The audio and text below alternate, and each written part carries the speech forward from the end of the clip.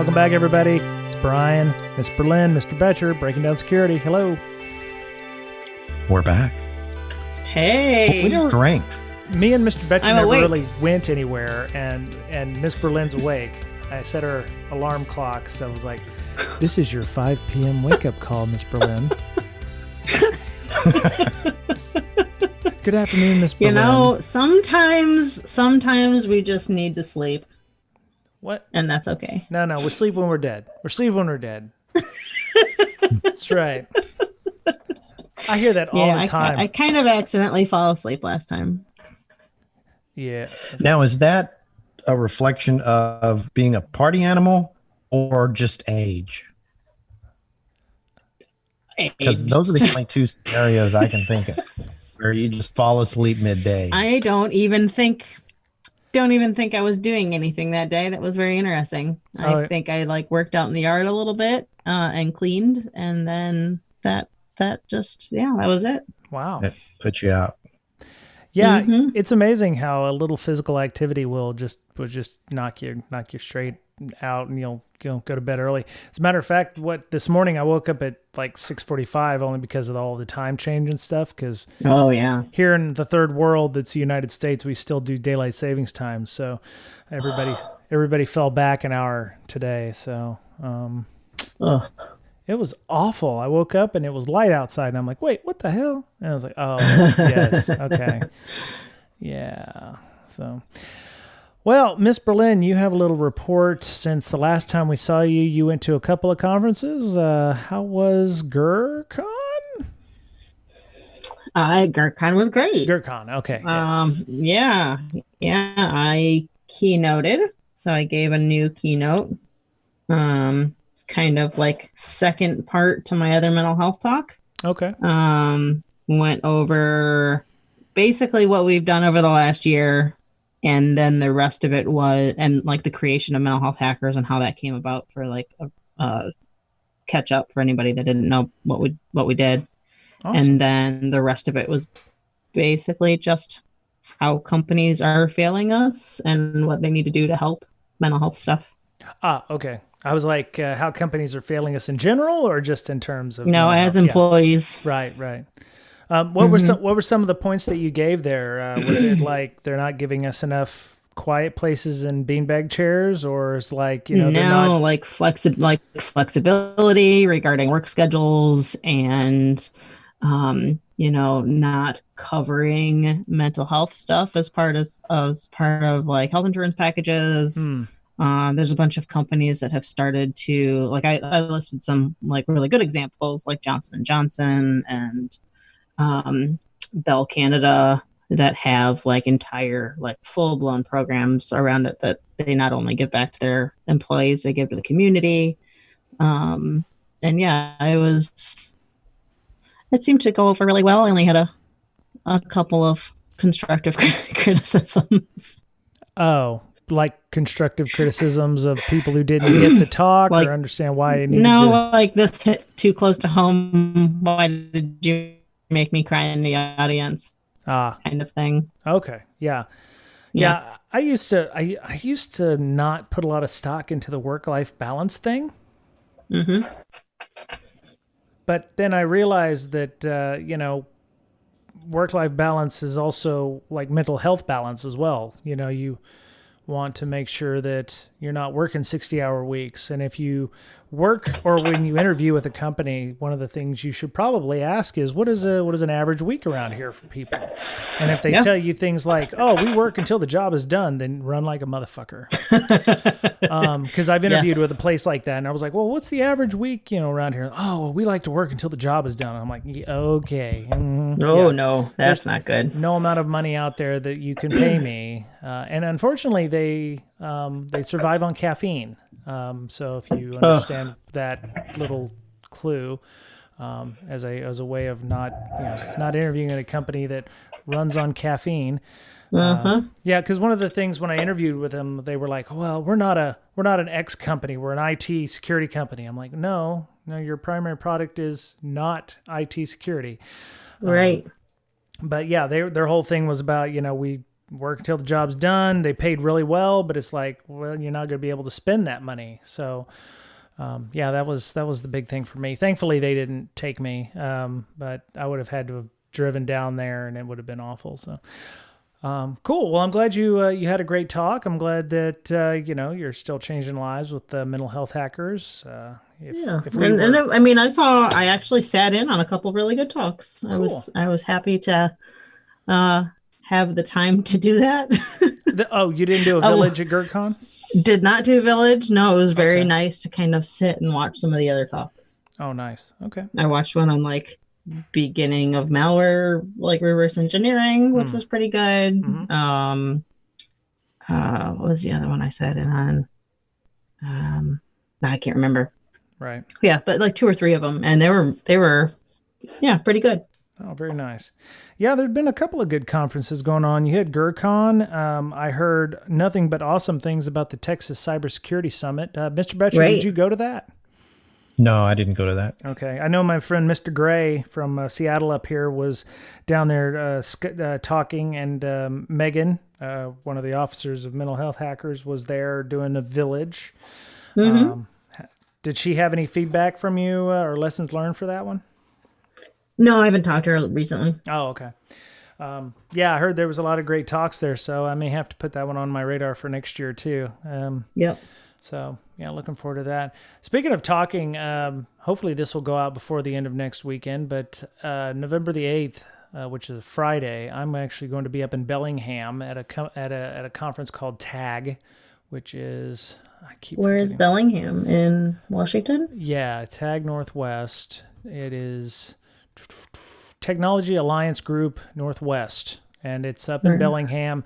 They do a Whatcom County, which is it's like above Everett, so it's about 2 hours north of Seattle. And I got invited to come up and speak, and I'm going to be speaking for about 20 minutes on networking and building your network and how to, actively, if you're looking for a job, how to do it in the way that worked for me. I don't know if it works for everybody this way, but in the way that I did it and how it may help others.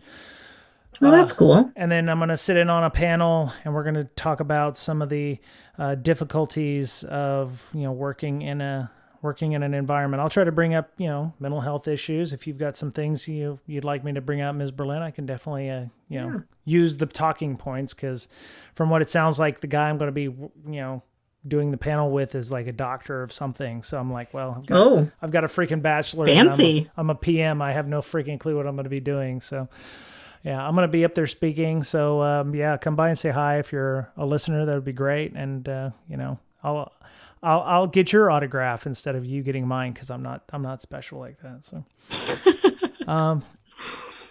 Mr. Betcher, are you anything interesting happen in your world with regards to malware? Let's see.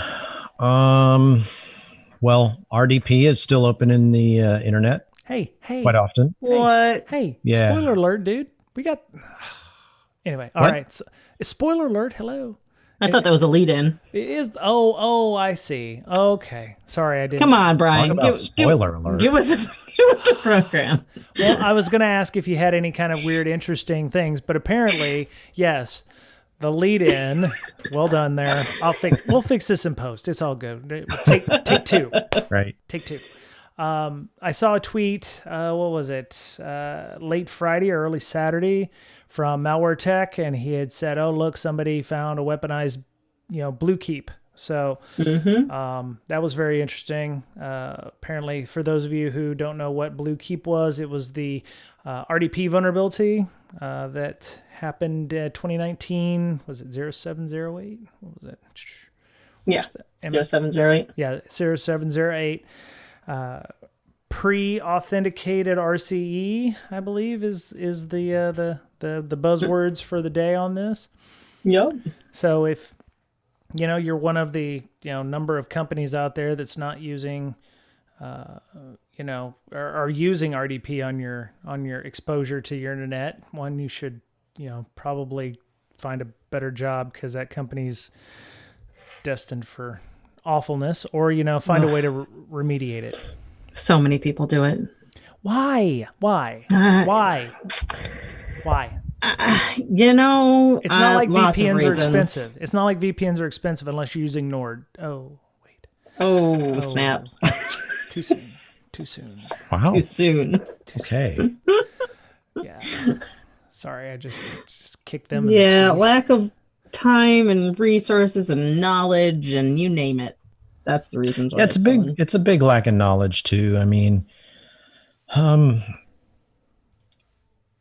companies still don't take security seriously. A lot of mid-sized small companies don't have any security people, and they just don't know that RDP with single factor open to the internet is is necessarily a very dangerous thing. Yeah. And they're willing to take their chances. The problem is they don't look at the logs to see that, oh, well, we're getting every 3 seconds, we're getting a login attempt from China, Russia, wherever. Right. They probably don't even have logging turned on. Well, yeah, What if it you don't have looks like security to me- people, if you don't have And I've security s- people, are you going to be looking at logs? I mean, Well, you might. Some good IT people will, because they want to know, what's going on. Networking people as well okay. may look at that. But from what I've seen, in observing a couple of these, is that it appears that these organizations are getting a list of open RDP, and they're just sticking it in their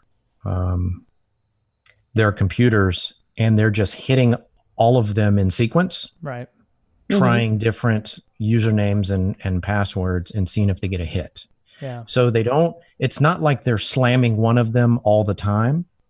They're hitting, say, an individual one every few seconds, and then it stops for a few minutes, and then every few seconds again stops. It's like a pattern to it, right? Right. And Yeah. so that leads me to believe that they have a giant list of them that they're just hammering all day long, hoping to get hits, going through password lists and things like that, rainbow tables, whatever it is, to try and get access via that method. Right. So if you have RDP open to the internet, you're going to get found. You're going to be put on their list, and you're going to be. You're never going to stop being a target. That's right. You won't stop being a target until you shut that down. Yeah. And if you have to mitigate without VPN, let's say you find it, we'll put in a rule in your firewall to disallow RDP except from where you need it from, because there's no shame in blocking 99.999999% of the internet. Yep. Right. You just mitigated that risk quite a bit, and then start working on your VPN, because that may take a few days. Yep. But the important thing is notice it now, do scans or whatever, ask people. If you ask the question, you might get an answer, right? That's truthful, and then you can start working on that. Otherwise, this Bluekeep is going to hit you hard. And even if you do update, people are still going to thrash it. Right. Yeah. They said we're looking at the Bleeping Computer article. Malware Tech, of course, they reference his post about looks like Bluekeep worm, but it was originally Kevin Beaumont was running an external pot RDP honeypot. He said it started messing up, like the VMs would be corrupted and need to be rebooted, and he noticed that some issues were coming up, and researchers were saying the final payload. Well, actually, there's a number of things. So there's steps. So there's an initial PowerShell command that's ran, which downloads a second encoded. An encoded PowerShell command downloads a second PowerShell command script, which is also encoded, and then the final payload's a cryptocurrency miner like Monero. So the one thing I found interesting was they say that the cryptocurrency miners detected in 25 out of 68 antivirus engines on VirusTotal, which was spelled wrong, but Sorry, I just noticed it said Virtus total, and I'm like, what the hell is a Virtus total? And I see that too. Yeah. Anyway, my apologies. So it sounds like that this was kind of slapped together. I mean, normally most bad guys try to make it 0 out of 68 on virus total, right? Am I wrong on this? Mm-hmm. Okay, so they it could have been a directed attack potentially, where they were like, oh, it doesn't get detected by McAfee, and we know the company we're trying to target uses McAfee, so we're just going to send it out. At least that's my theory on that. So, also it's just reused code. Right. And actually that's what he says is happening, according to Malware Tech, who had done some analysis. The same code that was added to Metasploit modules in September was also present in the malware. So you take that as, I would take that with a grain of salt myself, because there may only be one way of doing a specific part of the code that he's showing. I'm always willing to say there's more than one way to code something up, but in this case, it may be the only way of doing it. So, it's not, they're saying it's not reliable. It does cause honeypot crashes. So it's almost like MSO 8067 was when it first came out, where it wasn't 100%, would cause, killing of services or dropping of, what is it? Not NFS. It was the SMB? file sharing. Yeah, SMB. SMB. It would kill the SMB service. MSO 8067 used to do that back in the day. And if you don't think that this is a major hack, a major bug in Windows, just know this. Windows has sent a patch for Bluekeep for Windows XP and Windows Server 2003. So they know that this is a huge deal. Otherwise, they wouldn't be sending these patches for these outdated operating systems. Mm-hmm. Yeah. Well, I was looking for, because one of the things I like to do is also talk about how you can fix it. Microsoft.com had a security blog from, looks like August 8th of this year, talking about how to protect against Bluekeep. They said roughly 400,000 endpoints using their telemetry lack any form of network level authentication. So there's 400,000 endpoints out there roughly that are at risk to this Bluekeep vulnerability still, well, as of August. So hopefully by November, more people have patched all their stuff, right? Oh, yeah. Yeah. So the other thing is they showed like the timeline between patch releases. They say the patch release and appearance of worm outbreak is difficult to predict. They referenced MSO 8067. The patch was released 23 October 2008. Oh, happy Christmas. That was over 10 years ago. Wow. Ooh. Wow. Happy Christmas. Happy anniversary. So yeah, over 10 years ago, MSO 8067 came out. The outbreak happened late December. MS 1710, which I believe was that Conficker? I forget. No, that's what that's what 08067 is. Yeah. You're right. MS 1710. Oh, what the hell is that called? I forget. Eternal Blue. That's not Eternal Blue. Oh, okay. Thanks. Eternal Blue. Yeah, I had the power of the Googles. They issued that one in March 14th, 2017, and then the outbreak happened roughly 2 to 3 months later. They issued the patch for Bluekeep on May 13th, 2019, and so far the outbreak, according to as of August, hasn't happened yet. So maybe it took a little longer, but they're actually starting to try to work on the payload for that one now. So and RDP is going to hit servers. Right. And of course, nobody puts antivirus on servers because it just takes too many resources. Right. So it's not going to hit this stuff like this. The example here is the Monero cryptocurrency miner. So the fact that 25 out of 68 AV engines caught it, that doesn't even matter because you're not going to have antivirus on your servers, right? Nobody puts antivirus on servers. Right. Yeah.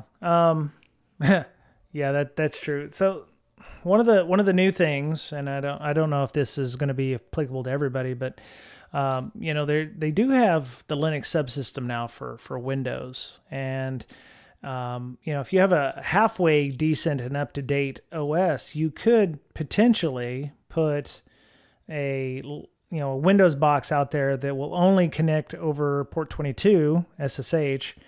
And then, you could use that along with, RDP once you've made your SSH connection and tunnel that over the SSH connection. So you don't have to have a Linux bastion, which then, or a Linux VPN, which then you would use to get in. I have a question about this, because this is one of those ones that does tend to get everybody. Should Windows or should certain services not be allowed to make a connection or start on as a service on an IP address interface that isn't RFC 1918? Would that make it safer? Would RDP be safer if it was internal addresses only? Of course. Yes. Okay. And then, of course, I'm hearing people out there, probably wailing. You think they're yelling at us? Oh, God, they are. You know what the best thing is, though? We can't hear them. There's not us. They're yelling at me because, they're yelling at you because you're the one that asked. Yeah, you're just an ignorant, project manager now. You don't know what you're talking about. You've never been in the trenches, bro. Okay. I have, and I still say yes. Fight me, bro. Oh, wow. Oh, my. Okay, maybe not. So one of the two things you can do is, one, turn off RDP on your externally facing applications or servers. The other one is you can. I think the other option was to set up network level authentication, and that is, I believe, a partial mitigation. So that is because you still have RDP out there, right? Yeah. Right. You might also want to enact some kind of two-factor or push mechanism that you could use to help with that. They say, so if you have RDP listening on the network, we strongly encourage you to move the RDP listener behind some type of second-factor authentication, such as a VPN, SSL tunnel, or RDP gateway. You could use RDP gateways. That would work too. You can also enable network-level NLA, which is a mitigation to prevent unauthenticated access to the RDP tunnel. Now, assuming I have a sideway, like a side comment for that after we're done too, because I had to do stuff with that earlier in the week. Really, you had to set up what, two-factor on a Windows box or something for login? No, I need. So I have a lab on my laptop, and I wanted to make sure one of my detections was working for null sessions. Right. Oh. And that's regarding like network level authentication and SMB and stuff, right? Right. So it's pretty impossible to do to make a current even 2008. Really? To make it do null sessions. So I was using enum for Linux. And it seems somebody could either correct me if I'm wrong or tell me what I'm doing, because I followed every registry key and every GPO setting possible for 2008 standard. Is I think anything that's actually vulnerable to null sessions has been an OS that has been upgraded from a 2003 server. I think. At least that's the only thing I can tell. Now, you're wanting to remove the ability to do null sessions? No, I want to be able to do null sessions. I want it. I want a very insecure VM that I can test my null session detection on. So you think it's been removed in all later versions? I mean, it was though. Like starting in 2008, right. They secured down the OS. Starting then. Yeah. And you got SMB v1. Interesting. Right. Not sure. Yep. Yeah. So from what I can tell, I've talked to like some people that have it. Like our sister company does pen tests, and everyone that they've been able to get null sessions on have been domain controllers that have been upgraded from a 2003 box. Ooh. So I'm not positive that that's right because I don't even know how to prove that. So yeah, that was just my little side on Right. NLA. Okay. Well, if anybody has any suggestions on how to, make her box vulnerable, then... Or if you have one and you could just give me a snapshot of it, that would be amazing. That'll work too. I think this comes down to some of the issues that people had with Windows 10 and, people complaining that the updates happen and whatever. And I'm starting to see this, at least where I'm working at right now, where we're dealing with a major customer who's requiring vendor assessments being done for certain developers who are going to be integrating to their assets. And some of these developers are pushing back. Oh, why do I need to do this? This is so expensive. Oh my God, I can't afford this and whatever. It all comes down to liability, right? Because Bluekeep, if, like I had mentioned earlier, if Microsoft had made it so that RDP could not be connected to non-1918 addresses, Bluekeep would be lessened. I wouldn't say it would be completely gone, but there wouldn't be a Bluekeep. Over so many businesses, though. Well, if it never existed in the first place, that's there different. wouldn't be a Bluekeep to happen. Right. If you're taking it away is the hard part. Right. But it's the same thing about securing anything when you go into an environment that's behind, right? It's way easier to build something secure than to take away the ability to do stuff. Right. And here, my thing is, I'm doing my contact hours now for PMP, so I'm seeing, things like, future values and, the Boeing, the CEO of Boeing was just talking recently on to Congress because, he had some naughty things happen at his company and, with the 737 Maxes and whatever. And, some really simple things that took maybe 10 minutes to fix would have saved him billions of dollars. The same thing with the Equifax breach, the struts vulnerability. Mm-hmm. A few simple line changes or configuration changes, which would have taken 10 to 15 minutes and perhaps a reboot, billions of dollars down the drain. And, I'm thinking the same thing here with this RDP stuff. People are like, oh, I got to have RDP. Well, you know what? When you get breached, there's going to be millions of dollars in damages, and it's going to come out that, well, if we'd have just turned off RDP, we'd have been fine. Yeah, it just comes down to the processes around just turning it off. Doesn't always work like that. I understand. Well, I mean, that they take that risk. Right. As like, oh, yeah, we could just turn it off, but it's also going to take this much time and planning and money, right? And maybe new software and maybe new people and maybe something else. Or we can just keep on going until we have a chance to do it, and maybe we won't get hacked between now and then. Yeah. I don't know. Mr. Brett, you had a point? You had something to say? Well, yeah, it takes time to put a mitigating control in place, like VPN in front of it.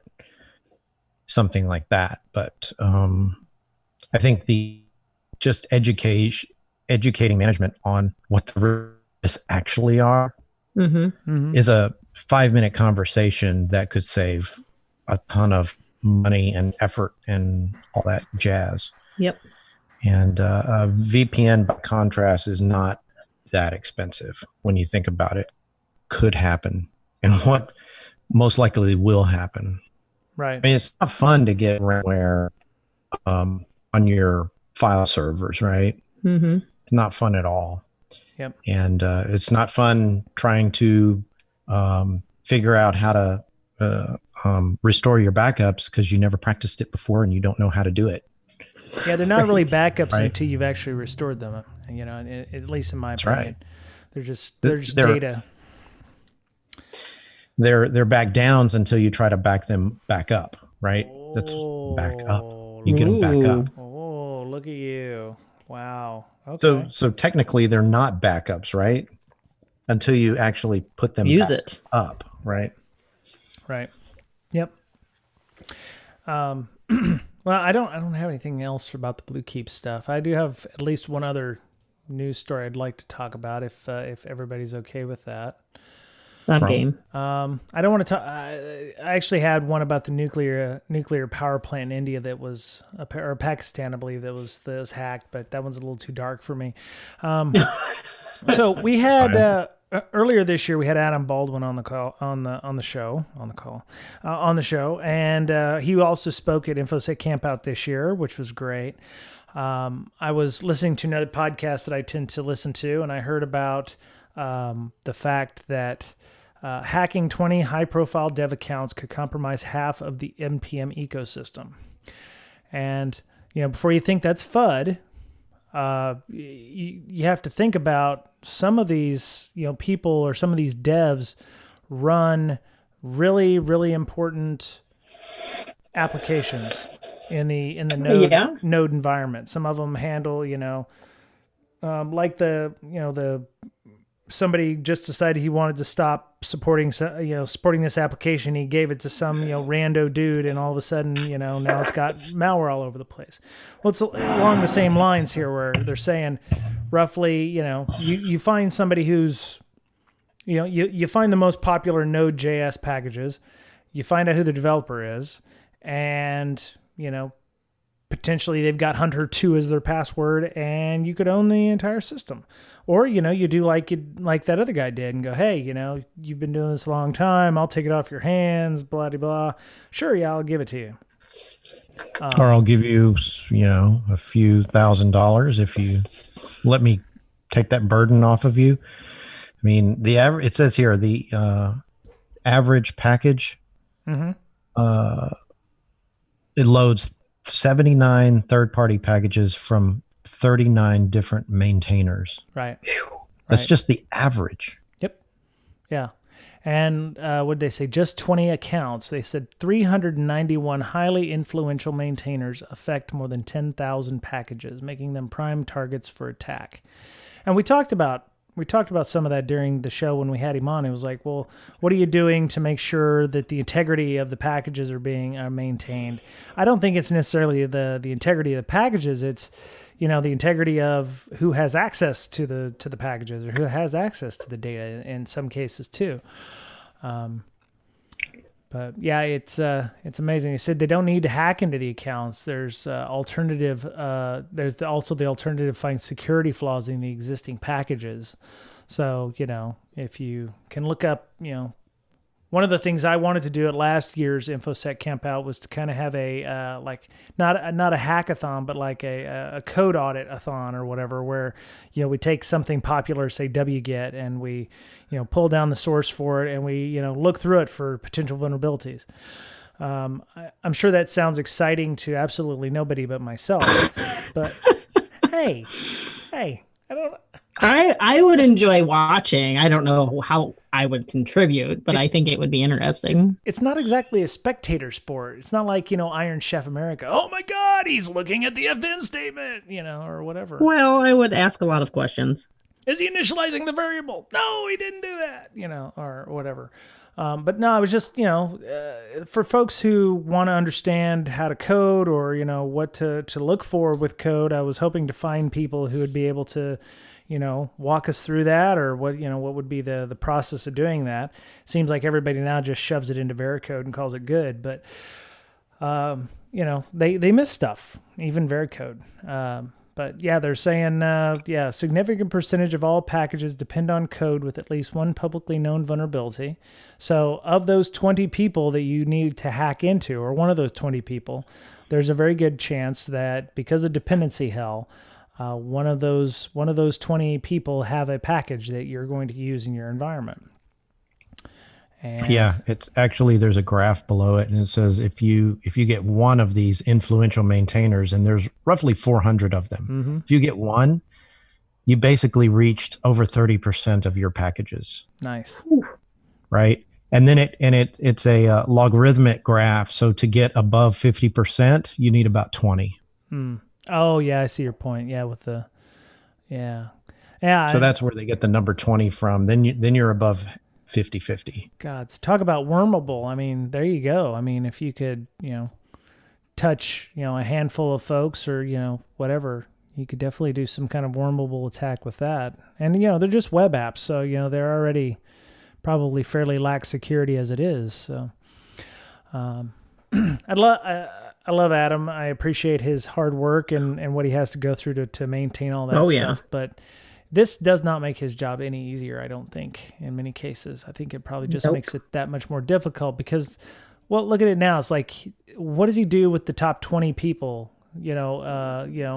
What does he do with developers who have, really popular modules? Does he go, please never quit what you're doing. Right. Never give it to anyone else. Well, and we talked at InfoSec Campout. He's like, we're starting to, keep track of those really popular modules.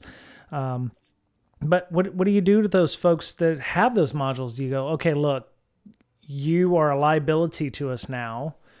We need you to start implementing some secure practices. Should NPM have an SDLC kind of guideline to say, okay, you're going to have 2FA on your login for your GitHub. We're going to need to be able to monitor the code repo for commits. If we start seeing people doing a lot of pulls or something, or, if you start allowing people to make commits to this, we're going to have to, know that, we're going to have to vet if you decide to do turnover on these things. I mean, it just seems like that these are things that need to start happening for larger software, software packages, but I don't know. I could be wrong, but it seems like that is what I would take into account. We need to start protecting customers and developers from themselves in many cases. But I don't know. Thoughts? True. Anybody? That. Yeah, you're a filthy developer, Mr. Betcher. How do you do everything? Is everything on your laptop with a back down and no backups, or what? How do you do your stuff? Do you have MFA? No, I have just a local machine that I work on. Okay, well, where's your code stored? So say it again. Sorry. Where's your code stored? Locally, and I back up to the cloud like every week. Oh, okay. Yep. Without breaking any OPSEC, if this is OPSEC, you can tell me to go stuff it. But do you use a GitHub or a Bitbucket or something like that? And if so, do you have two-factor on it? Nope. I zip everything up, encrypt it, and push it out to a not a shared drive, a cloud storage. Okay. So like a Dropbox or something. Yeah. Well, you're the only developer, so that makes sense for you. And yeah, it makes sense for me. I know it's not easy to do in larger organizations like that. In fact, it would be kind of lame. Right. But yeah, I mean, what are they going to do with these guys if they don't implement better security practices? Are they going to fire them? You really can't fire somebody you're not paying. And, if the developers don't like it, they'll be just like, well, I'm just going to quit. And I'm going to take all my code with me, or I'm going to no longer support it. And somebody's going to fork the hell out of it and probably put a Monero crypto miner in it. So in some cases, the developers have got to want to enable the security. And one, they have to understand their actions could have repercussions for everybody. But yeah. I think like the gentleman who, just decided to hand off whatever he was working on for the past 7 years to some rando that he'd never heard of. I don't think a lot of them think about the future like that when they're handing off a project of that type. So I would be interested to see in the next 6 months if we see another, not NPM specifically, but like, another large repo have a problem where it's like, oh yeah, somebody else's package got infected with something. I think that I could see more of that happening, especially if the company you're wanting to target, uses specific packages, or, they use certain front ends, or if they're using AngularJS, or not AngularJS, but if they're using, Node or, Ruby on Rails, or, something like that, where, what packages are using because they're using a specific CMS, then, you be able to figure it out, and all you got to do is inject yourself into that developer, and socially engineering to get where you need to go. They have all the time in the world. So, Yep. all right. Any other thoughts on that one before we go? I think we could probably call it good. We have some other. I think we have some other articles in the document. We can always talk about those next week as well if we don't have an interview. But all right. Well. Yeah. So. Oh, by the way. Yeah. Since we're in the appendix section, yes, you must put antivirus on your servers. Okay, just Good job. I'm just putting that out there. What, like Clam AV? You need to. You can use I was joking, and sure, you Defender agreed with me. So yeah, Windows Defender's great. I think. I mean, I like it. We use it. Yeah. Better than nothing. Yes, it is better than nothing. And, it gets regular updates anyway. I see all the threat intel stuff. Oh, yeah. The threat intelligence changes and bits. So, yep.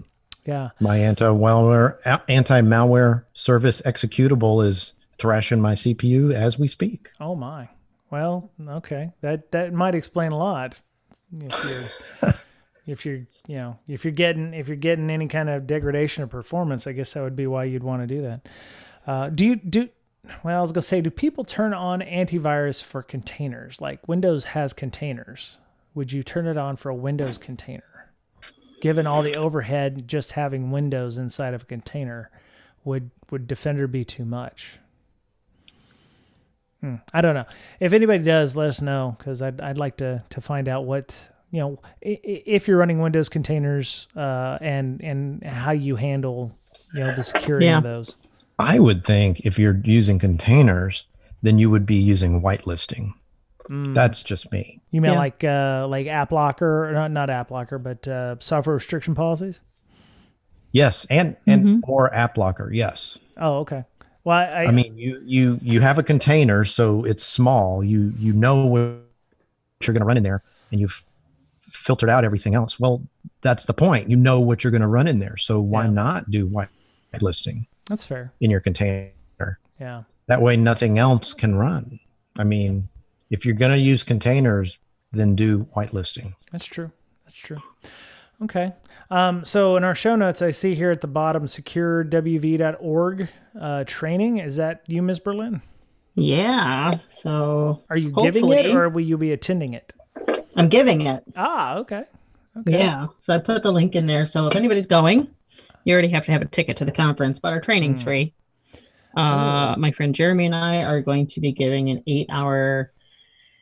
It's called D&D.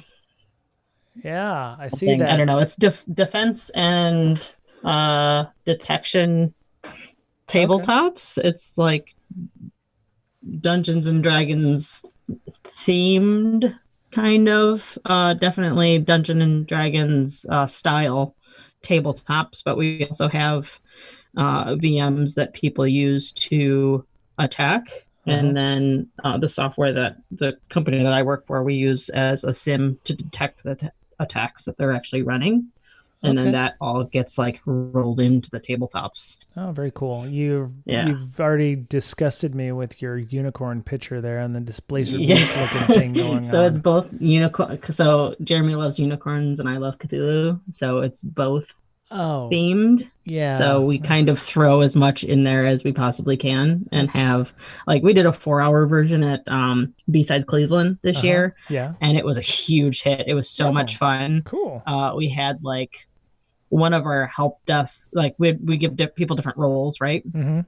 So one of our companies had a help desk person that ended up being an insider threat, but he was also the CISO. And successfully ran away to a non-extradition country. Oh, wow. Okay. With all of the company's money and left the other 2 people there having to pick up the pieces. So yeah, that was one of them. It turns out that it's a lot of fun. Wow. Okay. Mm-hmm. So yeah, if you've already got a ticket for Secure WV, go check the training out. So and they're not sold out. So also you can still buy it. As of November the 3rd of 2019. Yeah. They won't. I don't think they'll sell out. Oh, okay. They have a bigger venue this year. Okay. All right. So I I found a new podcast this week. There's 3 episodes out right now called Ooh. High T Security Podcast. Okay. Zoe Rose and Sean Wright. He's at Sean Wright Sec. She's at, I think it's at Zoe Rose. I could be wrong. I met her at B-Sides Leads. Oh, very cool. Okay. So yeah, they did 3 episodes there. It's non-US based. So if that interests you, I don't think there are enough non-US based podcasts out there having to deal with security. So if you are interested in checking that out, they did 3 episodes so far. Well, they did what? They did 3 episodes, but 2 of them were posted on the same date. But so the last one came out on the 28th. It was pretty good. They talked about AppSec and TLS stuff with Sean Wright, and that was pretty interesting. So yeah, go and check that out. There's a link in the show notes. And yeah, you can follow all of them on Twitter. I think they mentioned their Twitter handles, but Sean Wright Sec, that's Wright is WRIGHT on Twitter, is at least one of them they mentioned. So, and there's a handful of folks. Fat Hobbit's on there, Malware Owl. Okay, so the second episode has a lot of different guests. So, yeah, you can Info Sanity, Pyro Guy _UK. So there's a number of folks there. Okay, cool. Thank you to our Patreon supporters. We have a lot of folks helping us out there with basically tip jar. So if you found value in us discussing this or the risk analysis talk last week, or our Lee Holmes discussion or any of our container and AppSec stuff that we've done this year, please feel free to, leave us something as little as $1 that goes to help support the Zoom and help out with our Slack and building community and hosting fees and such. And we appreciate everybody who helps out with that. So, Ms. Berlin, tell everybody about Mental Health Hackers and yourself on Twitter. So we will be at, let me think here. I think B-Sides Connecticut was this weekend, or maybe it's next weekend. Okay. I think B-Sides Connecticut's next weekend. Yeah. So we were just at B-Sides Dallas, which was this last weekend. When this comes out, we'll be at B-Sides Connecticut, and then B-Sides Newcastle in the UK, and B-Sides Fredericton in the weird part of Canada on the east side of Maine. Wait, Fredericton. New Brunswick, maybe. I don't remember. I'm not going to any of them. Instead, I'll be training. But you can follow us on Twitter at Hackers Health. And then a lot of people are asking about how to volunteer, and that's all on our website. Okay. Wow. So B-Sides Fredericton is in New Brunswick in Canada. Yes. I got it right. Friday, November 15th to Saturday, November 16th. It's at the Fredericton Inn, 1315 Regent Street. So I don't know if they still have tickets, but let's go see. Anyway, Mr. Betcher, tell people about LogMD and how they get a hold of you and talk about that stuff. Yeah, it's the login malicious discovery tool. I wrote it along with one Michael Goff. And our website is log-md.com. Helps you log what you need to and not more than what you need to. And it does a whole bunch of other stuff too. That's really cool. Working on getting signed and unsigned binaries put into a report. Basically, whatever you're running on like a process snapshot. Processes have the main process and then a bunch of modules along with it. So we basically look at all those modules as well, see if they're signed, see if they're side loaded, things like that. So that's pretty cool. Helps you in an incident response scenario. So check it out, log-md.com. Nice. And you can be found on Twitter at Betcherpwned, my last name, and then PWNED. Right on. So yeah, the B-Sides Fredericton, they still have tickets available. It's the 3rd annual one. B-Sides Fredericton, that's all one word, .ca. And they have a Facebook, a Twitter, and a LinkedIn. I put a link to the official Eventbrite page where you can go buy a ticket. So if you are in the area of New Brunswick, I know that's not exactly the easiest place to fly to. I don't know, but no, it is not. It's out there. You know, I've been to. I've always forget about that time zone. Yeah. Yeah, because nobody's ever. I mean, you don't think of people living there in that time zone. Well, it's just on the other side of Maine, so you could, you know. Oh, I'm sorry. I'm thinking of another. It's not Eastern. No, it's like I'm thinking of like Newfoundland or whatever. Yeah. Yeah. It's near there. Yeah, New Brunswick. You can just drive over the Maine. So if you're in Portland, Maine, or in Boston or something, it's probably just 3-4 hour drive up to Fredericton and St. John. Yeah. And you can head over to Nova Scotia. I've been to Moncton. Yes, I did a cruise up the St. Lawrence and did that. It was a very nice area. Yeah. Prince Edward Island, that whole area. Yeah, it's really nice. So, okay. So podcast, you can find us on Twitter at Brakesec, Brakesec.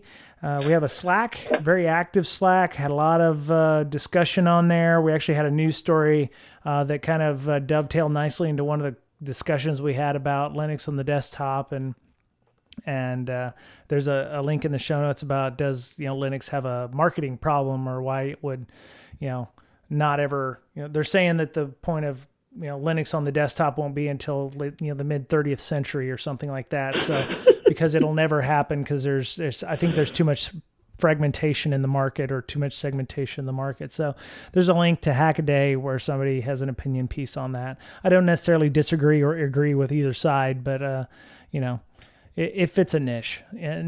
So, yeah, join our Slack, email us at bds.podcast@gmail.com. Hey, PR lady, I know you didn't listen to an episode because you had to ask me for my email. So there it is. I know you're not going to listen to this episode either. So, or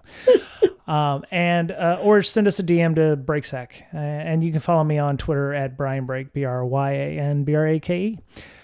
TPub, we have a TPub shirt. You can go get official gear from Brakesec, tpublic.com/user/BDS podcast, I think is all one word. It'll be in the show notes. There's a link in the show notes to the store there too. So if you want to go get a t-shirt or something, you can go check that out. So, we're working on InfoSec Campout 2020. We already have the venue. We already have the slots for the camping, August 28th and 29th, 2020. So mark that on your calendars. We'll be looking at putting out tickets for sale probably after the first of the year. So, grab your camping gear, grab a flight up here to Seattle or something, come hang out with us for a couple of days and, roast some marshmallows with us. So, looking forward to checking and running the second annual one of that. So we're also looking for sponsors. We're starting to engage sponsors for that next year. So, all right, cool. That was it for the Breaking Down Security this week. Have a great week. Be kind to one another. Take care of yourselves because you're the only you have. And we'll talk to you again soon. Bye. Bye.